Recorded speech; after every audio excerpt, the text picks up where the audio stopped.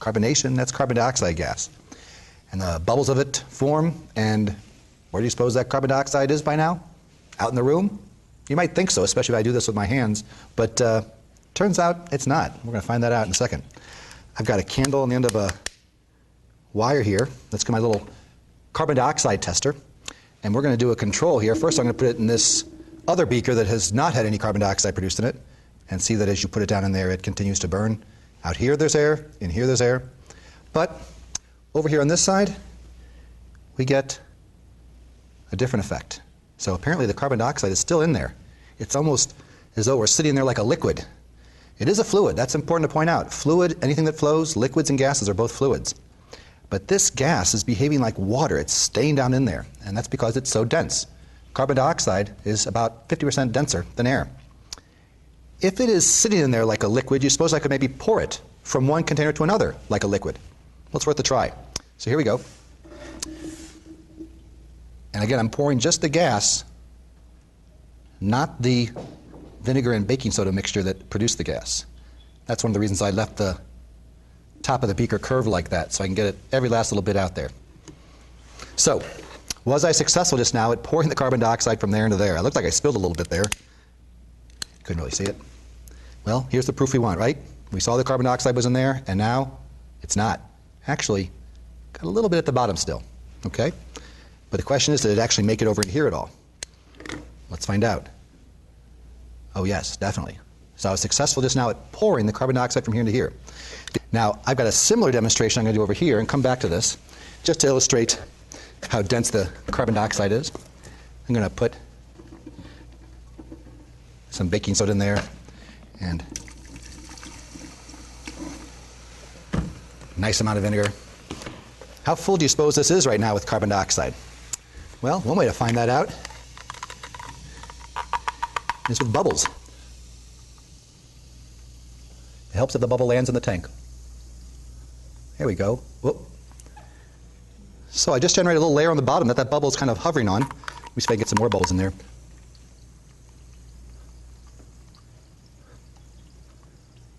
There's another one.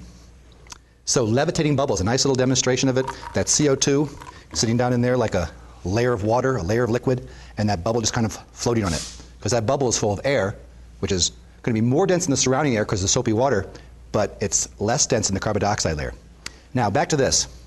You saw me pour the gas from one container to the next. Do you suppose it would be possible to siphon it across? A lot of students won't know what a siphon is. You might have to demonstrate that first, but this is a siphon. Pretty easy. How do you use it? Well, first let's make sure that we have this reset.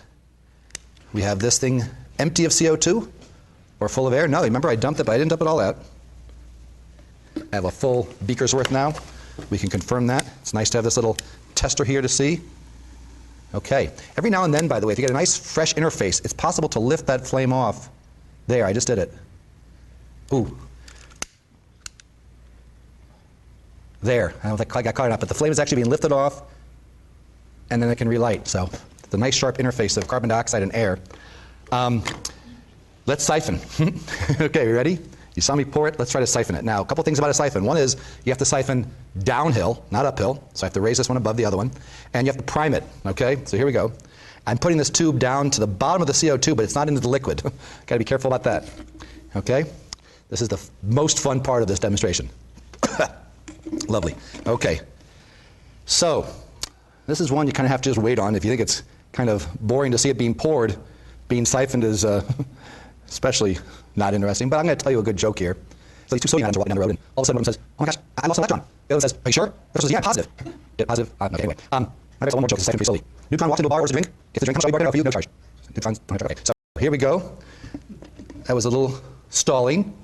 And look, I'm doing like this as though something's dripping off of there, and I think it is, but I can't see it. Was I successful at siphoning the CO2 from one to the next? Let's find out. Okay, here we go. Remember, it was filled to the very top. I don't think I got it all. I'm thinking maybe it'll go out right about halfway or so. Look at that, right there where my finger was. Which means I should probably have about that much in here as well. Let's see. I'm guessing right about here. Oh, okay. So I siphoned about half of it in that joke. So it was siphoning pretty slowly. Wouldn't it be great if we could do this demonstration again, actually being able to color or mark somehow where the CO2 is? Well, of course you can. see what you couldn't see before. It was filling up with carbon dioxide. Now that carbon dioxide is being colored. What is the coloring? What is that white mist? Little tiny droplets of H2O liquid that are condensing like clouds and even spilling over, and there was a spilling over like that. Then you saw me put the thing in here, still burned, and you saw it go out here, of course. Then what did I do? I poured it. And watch what happens as I pour it. It definitely ends up in there, but notice how it's not nearly as concentrated. That's not pure CO2. I haven't really gotten rid of all the oxygen, but I have gotten rid of enough of it to put out the flame.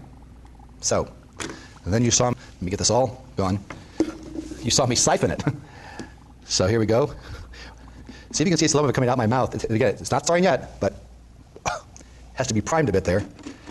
And now I went and told you a couple of very corny chemistry jokes as we weighed this for the siphon. But you can see if you get a shot of this lower beaker, the dry ice mist, the carbon dioxide gradually filling it. And now it is feeling pretty pure. So what ended up in here was much more concentrated because I'm delivering it right to the bottom of that tube instead of having to pour it through the air. And here's kind of a neat effect. It's about maybe a third filled. I can go like this now. And don't have to prime it because the tube is filled with the CO2. I can go like this and it actually is siphoning back slowly. I wasn't kidding when I had to tell 2 jokes to get half of the siphon across. Okay? Is that showing up there as going down in there? I think it is. Okay? So, a couple of neat demonstrations there involving pouring and siphoning a dense gas.